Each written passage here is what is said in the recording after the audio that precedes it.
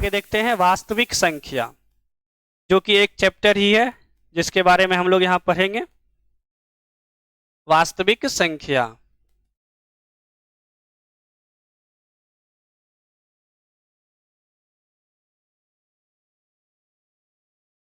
चलिए देखते हैं वास्तविक संख्या। वास्तविक संख्या किसे कहते हैं? तो वास्तविक संख्या जो होता है परिमेय और अपरिमेय, परिमेय और अपरिमेय दोनों को जब आपस में मिला देते हैं ना, तो उसे ही क्या कहते हैं? वास्तविक संख्या कहते हैं। तो क्या परिभाषा याद रखिएगा, वास्तविक संख्या किसे कहते हैं? तो परिमेय और अपरिमेय संख्या के सम्मिलित रूप को वास्तविक संख्या कहते हैं।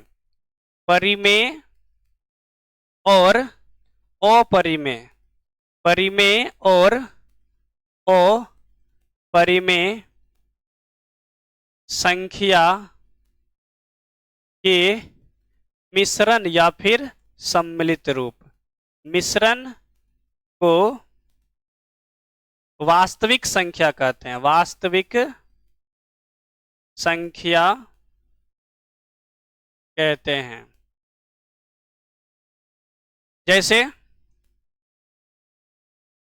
वास्तविक संख्या में परिमेय और अपरिमेय दोनों आना चाहिए। तो परिमेय के रूप में हम क्या लिख सकते हैं?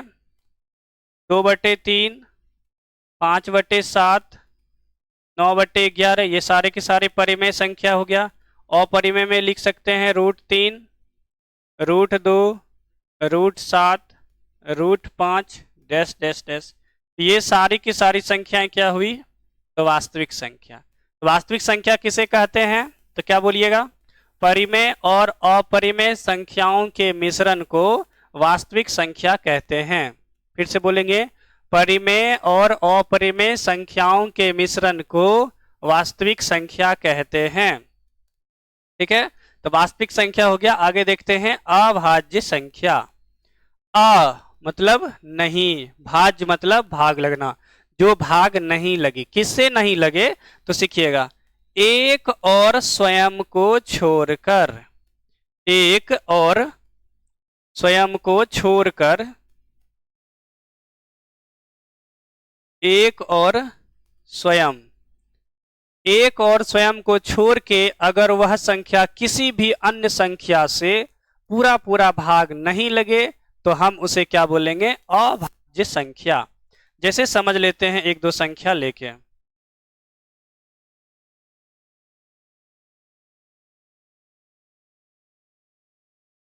चलिए अभाज्य संख्या लेते हैं। 2, 3, 5, 7, 11, 13, 17 डैश डैश डैश। देखिए, दो को 2 और 1, दो को 2 और 1 अगर इन दोनों को छोड़ दें तो क्या कोई संख्या है जो इसे काट सकता है? तो बोलिएगा नहीं है। अर्थात 2 एक अभाज्य संख्या है। और 2 के बारे में पूछा जाता है कि सम अभाज्य संख्या कौन है? सम अभाज्य संख्या कौन है? सम अभाज्य संख्या का नाम क्या है? तो क्या कहिएगा उत्तर में? 2। 2 ही एक ऐसा सम संख्या है जो कि क्या है? अभाज्य है। तो अभाज्य संख्या से पूछा जाता है, अभाज्य संख्या कहां से प्रारंभ होता है? तो अभाज्य संख्या 2 से प्रारंभ होता है। ठीक है, चलिए आगे बढ़ते हैं। 3 को अगर हम बोले 3 और 1 को छोड़ दें तो क्या इसे कोई और संख्या काट सकता है? तो बोलेंगे नहीं काट सकता है। इसका अर्थ है कि 3 भी एक प्रकार की कैसी संख्या है? अभाज्य संख्या। और आपके प्रश्न में कई बार पूछा गया है कि निम्नलिखित में कौन एक अभाज्य संख्या है? ऑब्जेक्टिव में प्रश्न आता है कि निम्नलिखित में कौन एक अभाज्य संख्या है? जैसे 11, 16, 15, 9, इस तरह से 4 ऑप्शन दिया गया है और आपसे पूछा जाए कि निम्नलिखित में कौन सी संख्या है जो कि अभाज्य संख्या है, आपको क्या उत्तर आ जाएगा? 11। 11 एक क्या है? अभाज्य संख्या है। बाकी सभी का सभी क्या है? भाज्य संख्या है। चलिए, तो अभाज्य हो गए। आगे देखते हैं भाज्य संख्या।